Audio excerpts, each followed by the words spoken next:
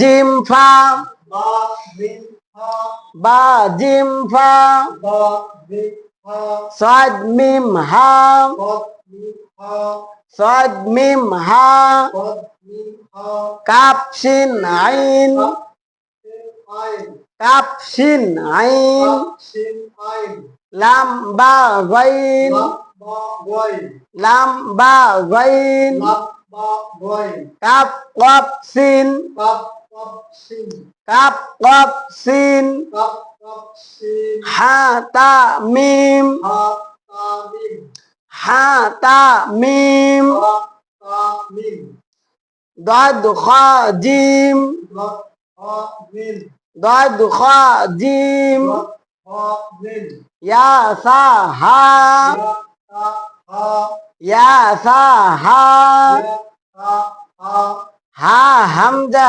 গাইন হা Hamza wine হা হামজা গাইন হা Hamza wine ফা নুন আইন ফা নুন আইন ফা নুন আইন ফা নুন আইন যে যেখান থেকে যুক্ত হয়েছেন অনলাইনের মাধ্যমে সকলকেই জানাই কোরআন ক্লাসের পক্ষ থেকে শুভেচ্ছা।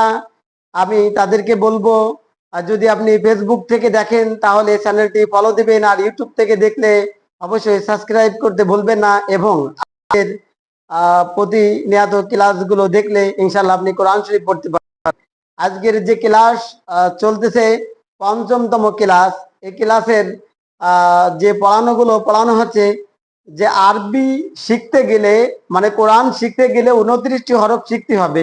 এই 29টি হরফ যে আপনি ঠিকঠাক শিখতে পারিছেন কিনা তার এটা পরীক্ষামূলক পড়া। অর্থাৎ কোরআন শরীফ পড়তে গেলে সরাসরি এভাবে আ বা বা জিম এমন ভাবে হরফ থাকবে না, আপনাকে এভাবে হরফের কিছু অংশ আসবে। এই হরফগুলো সঠিকভাবে আপনাকে শিখতে হবে। যতক্ষণ না পর্যন্ত আপনার মনের আয় আপনি দেখতে না পারবেন ততক্ষণ পর্যন্ত আর হরফগুলো পড়বেন। আর এই আরবি হরফগুলো পাশাপাশি একটা লাল কায়দায় নেবেন। লাল কায়দায় আপনারা দেখেন যে এই আলিফ বা পড়বেন। এরপরে আরবি হরফগুলো শেখানোর আমি ক্লাস করিয়েছি প্রথম দ্বিতীয় ক্লাসে, বা কতবার পড়া যায়।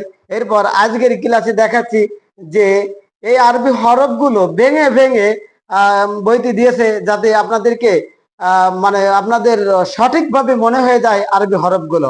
আমিও তুলে ধরেছি। তা ভাই ও বন্ধুরা, আমাদের ক্লাস থেকে যদি আপনি উপকার পেয়ে থাকেন আমাদের সাথে থাকবেন, এবং আমাদের এই কোরআন ক্লাস নিজেরা করুন এবং অন্যদেরকে শেয়ার করে দিবেন।